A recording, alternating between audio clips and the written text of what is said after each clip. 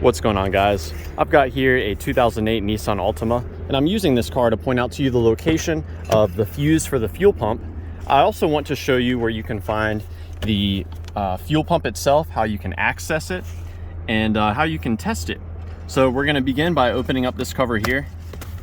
And I'm just doing this to show you that there is a fuse puller here that you can use, as well as some spare fuses here on the left. The actual fuse for the fuel pump is under the hood. So let's go take a look at that. So we're gonna move over here.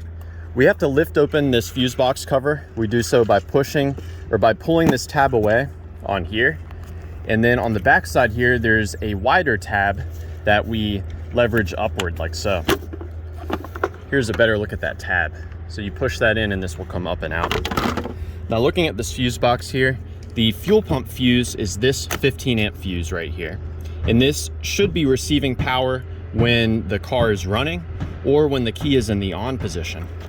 There is a fuel pump relay as well, but that is actually built into this assembly and it's not serviceable separately. But we can check to see if it's working, because when that fuel pump relay engages, it sends power to the fuel pump. So we can actually access the wiring to the fuel pump as well as the fuel pump itself. It's underneath the rear seat here. And before I remove the rear seat, I like to hook up the seat belts. It will make installation of the seat easier because it will hold the brackets up. Now for the Nissan, to remove the rear seat, we look in through here and you can see there's just a little black plastic tab here. So you just pull that to the front rather, and this will come up and out. So here's a better look at it. And you have to do this on either side. You pull this forward and then you lift up on the seat. So once you've done that on both sides, the whole seat will hinge out and you can remove it.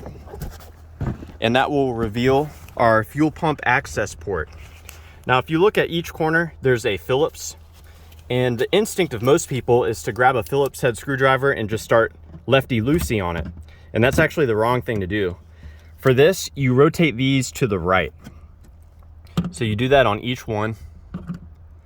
And if it's stripped, it's really not a big deal because you can just grab it with pliers and do the same thing.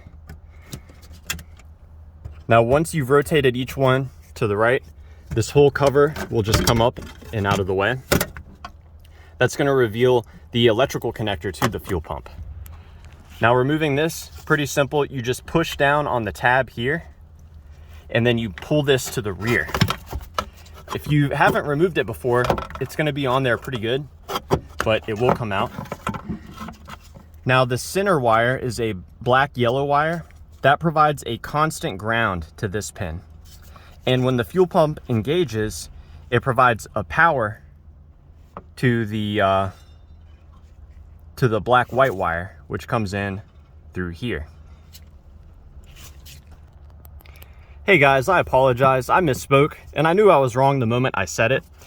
The power from the fuel pump actually comes in on the light blue wire, which is here, not the white black wire. So I'm sorry about that. Just to re-summarize, the center wire, the center pin, which I've colored green, carries a ground, and the pin over here, which is hooked up to the light blue, that carries power from the fuel pump relay.